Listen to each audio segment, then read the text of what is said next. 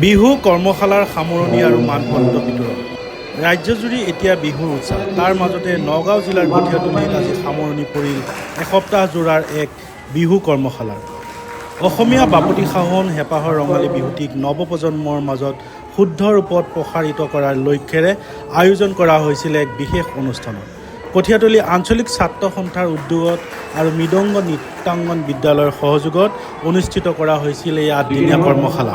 আজি 12 এপ্ৰিল আৰু আজি সামৰণি অনুষ্ঠানত প্ৰতিটো প্ৰান্তৰ পৰা অহা ছাত্ৰ ছাত্ৰীসকলে অংশগ্ৰহণ কৰাৰ লগতে এই 8দিনীয়া কাৰ্যসূচীত অংশগ্ৰহণ কৰা প্ৰতিগৰাকী শিশু আৰু ছাত্ৰ ছাত্ৰীয়ে আজি বিহুৱা দেশত আজি বিশেষ অনুষ্ঠানত ভাগ লয়।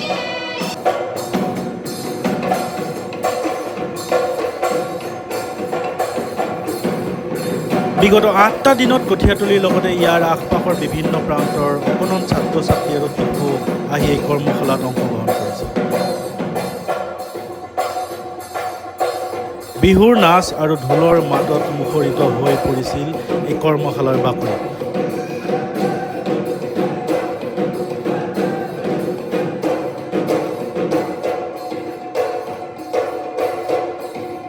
প্ৰশিক্ষাৰ্থীসকলৰ উৎসাহে প্ৰমাণ কৰিলে যে নৱপ্ৰজন্মৰ মাজত আজিও লোক সংস্কৃতিৰ প্ৰতি কিমান চেনেহ আছে।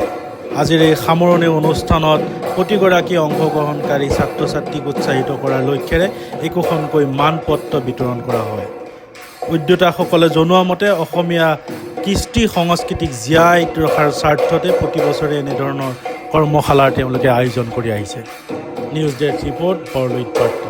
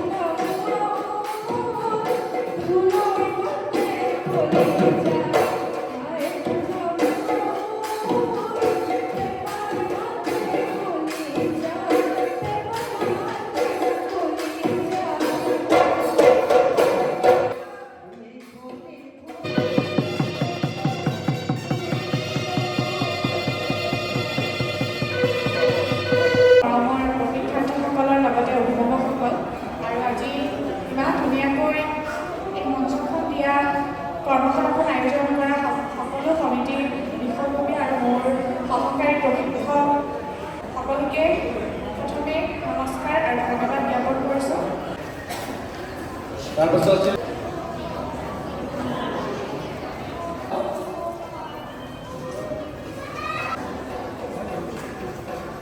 স্মিতা পাল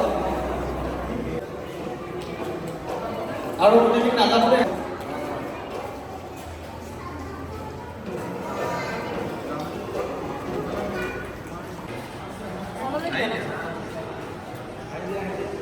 मुझे हमारे कामरोसी सर ने एक मौका दिया कि हमारे इस असम का ये कल्चर है, इसे देखने का मुझे यहाँ आकर बहुत अच्छा लगा।